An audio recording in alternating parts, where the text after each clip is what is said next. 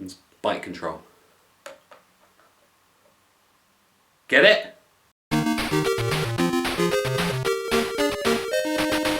Yes, this is bite control. Don't rub your eyes, this actually happened. Wait, who are you?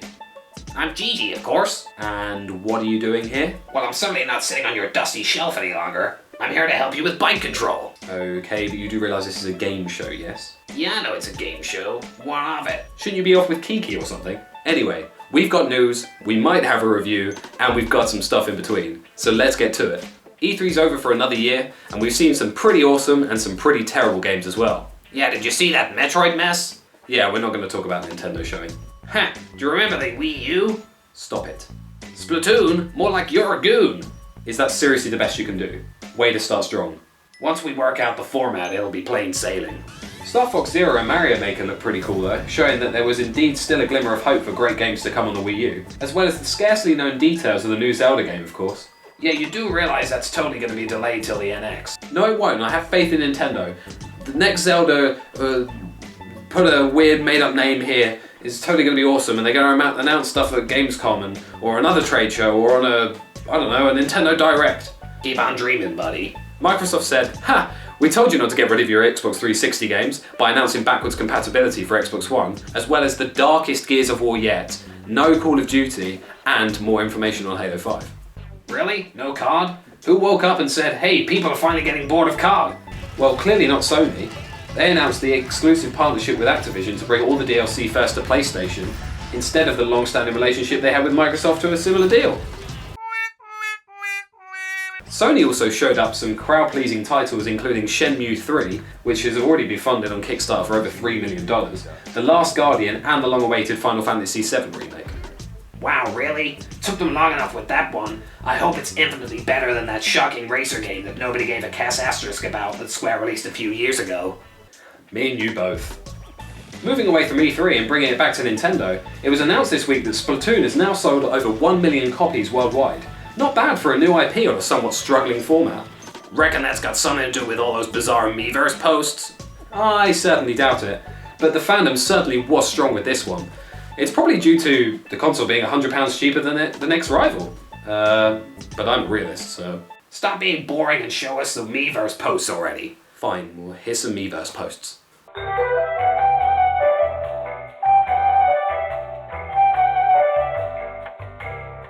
And lastly, Batman Arkham Knight was finally released, and guess what? It's another big blockbuster game that's got a terrible release on PC. Who would have thunk it?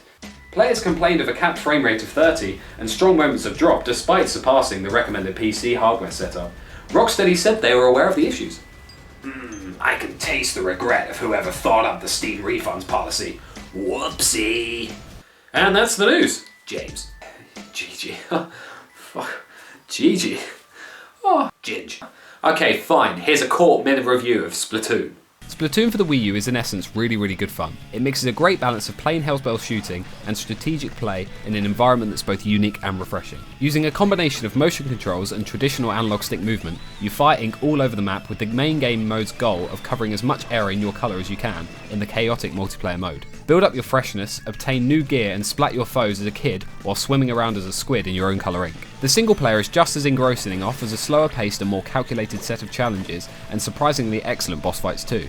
If you can get hold of Splatoon amiibos, then they bring another bundle of game time to this new IP, allowing players to unlock special weapons and gear unobtainable normally. Although there's no voice chat, I think it makes it easier for the casual nature of Splatoon and avoids any messy screaming, shouting and flaming on what should be a shooter that's playable for everyone online.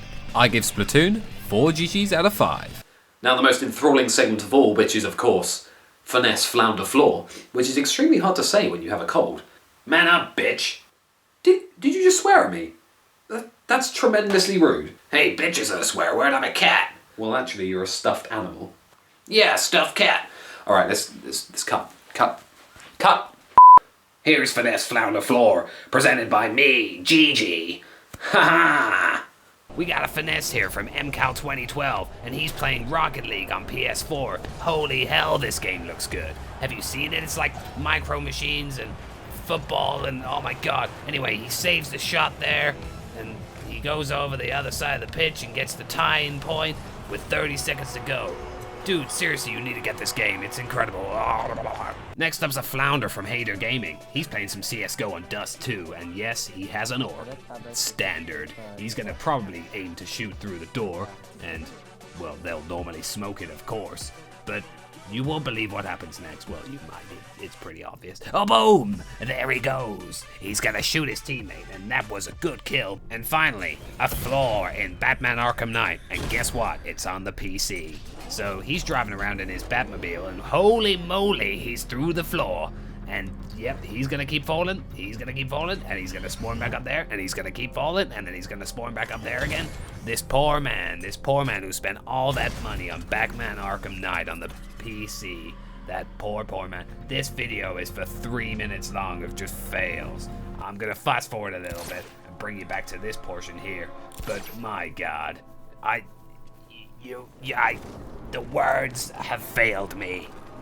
And that just leaves, well, our final segment of the week, which is the video of the week. And that's been from some guy called Matt Leslie, who seems to, I don't know, create weird videos about, I don't know, Crash Bandicoot 2? He doesn't really talk about Crash that much. He talks more about Mario than Crash. But anyway, he's gonna put it in anyway, isn't he? He's gonna talk about Crash. He's gonna get 1,500 views at least. And we're gonna go from there, okay? Nice bit of income from YouTube. Nice bit of income. Anyone could instantly recognise Mario's moustache and overalls, or Sonic's spikes and huge eyes. Regardless of how mechanically refined it was, a game about a grey cube running and jumping over holes wouldn't be very interesting. It's essential to cover everything with a layer of personality to engage people. Finally, we'd just like to show our appreciation for, well, the people that made this happen, because I certainly wouldn't have done it without them. Which is, of course, Lesmocon, James Berridge, and Nathan. The creep that is Nathan. He's truly really weird. Yeah, he's weird. Anyway, well, links to their channels and what they do is in the description. I'm not going to put an annotation here because I'm definitely not going to put it there. So carry on with the video. This has been BYTE Control with me, James, or Ginge as you like to call me, and JiJi, who I might get a copyright strike for. I'm not sure if the likeness of, oh god, it's an official Ghibli. Alright, I'll see you next week, if I'm still here. I'm not going to be here next week. Hey JiJi, how'd you think that went? How'd you think it went? Pretty bad. Pretty bad. We're going to get at least 3 thumbs down. Matt might give us a thumbs up for just sympathy, really. Anyway. BYTE Control. BYTE Control. BYTE Control. Man, are you not good?